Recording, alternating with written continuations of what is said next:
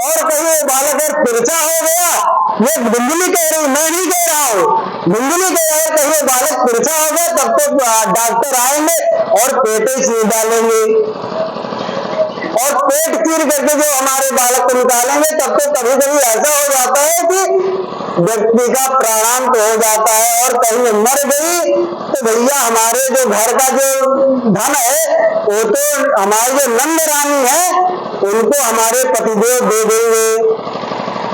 मतलब मरने के बाद की भी टेंशन, मरने के बाद की भी टेंशन। अगर कहीं मर गए तो हमारे धन है वो कौन ले जाएगा?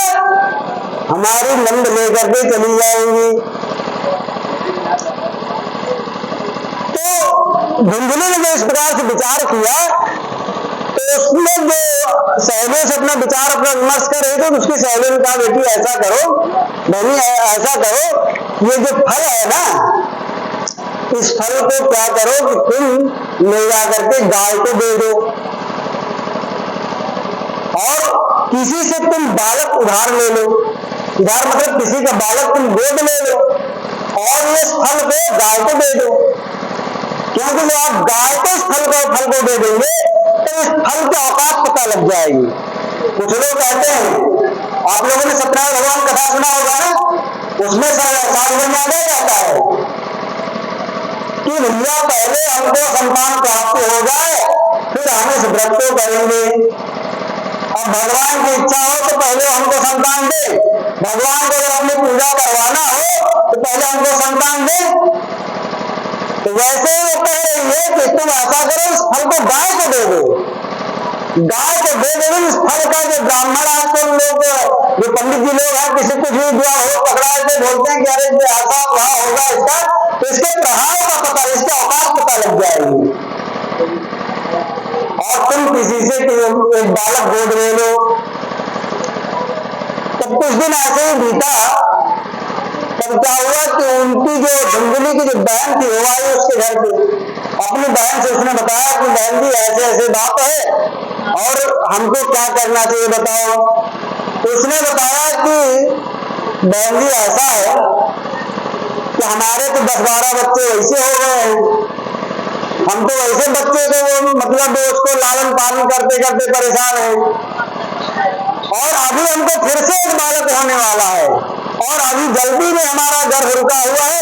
इसलिए ऐसा करो, तुम एक नाटक करो, इस फल को तुम गाय को दे दो, और जब हमको संतान होगी तो हम तुम्हारे यहाँ आ जाऊंगी, मैं तुम्हारे यहाँ आ जाऊंगी, मैं तुम्हारे यहाँ आ जाऊंगी, और उस बालक को तुम ले लेना, और बाहर वाले किसी को मत बताना। पंडित जी तो अपना दिन भर अपना पूजा पाठ करवाते हैं, उनको क्या पता, उनको बता देना अब जो है हमको बालक हो गया है। और ऐसे विधि से हम लोग युक्ति के साथ में बालक भी हो जाएगा, मतलब काम भी हो जाएगा, और किसी कुछ पता भी नहीं चलेगा। ऐसी युक्ति लगा करके उसने क्या किया कि अपने बहन के साथ में एक विनिमय लेन देन का पर्चा भर लिया, एक लेन देन का पर्चा भर लिया कि तुम हमको जो है पुत्र प्राप्त दे देना और मैं तुमको कुछ धन दे दूंगी।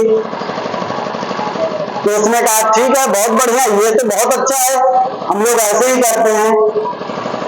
तो ऐसे विचारों को उसने रख करके, और फिर पंडित जी जब आते हैं तो उनको बता दिया कि हाँ आज 1 महीना पूरा हो गया, 2 महीना पूरा हो गया, 3 महीना पूरा हो गया, और धीरे धीरे अपने पेट में उसने क्या किया कि कपड़ा इत्यादि लगाना शुरू किया कि ताकि गर्भ दिखाई पड़े। देखो जिसको गर्भ रुक जाता है, जिसको गर्भ रहता है, उसको इतनी दिखाने की आवश्यकता नहीं पड़ती, लेकिन जिसको नहीं रहेगा उसको तो नौटंकी ज्यादा करना पड़ेगा ना। नौटंकी करने वाला अधिक करता है, ओरिजिनल जो करता है वो तो उतना दिखाता नहीं है। रावण कैसा रहा होगा, लेकिन रावण का जब लोग चरित्र दिखाते थे कैसे करते हो, ऐसे घूमते टहलते ऐसे करके आते हैं ना, तो नौटंकी करने वाला उससे अधिक करता है। तो धुंधली क्या करे, गर्भ की नौटंकी कर रही है, तो जब कोई नौटंकी करता है तो उससे क्या होता है कि समाज के लोग जान लेते यही ओरिजिनल है।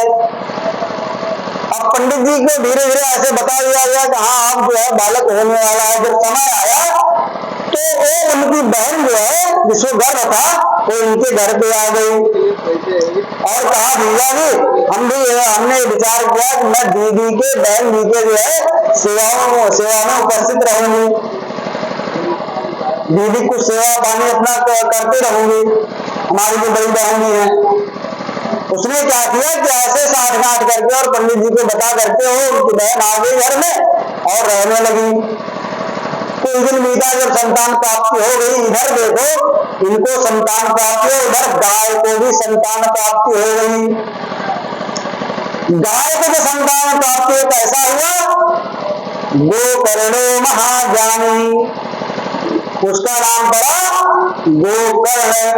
गाय से उत्पन्न होने के कारण उस बालक का जो कान था वो गाय के समान था, इसलिए उस बालक का नाम पड़ा गोकर्ण।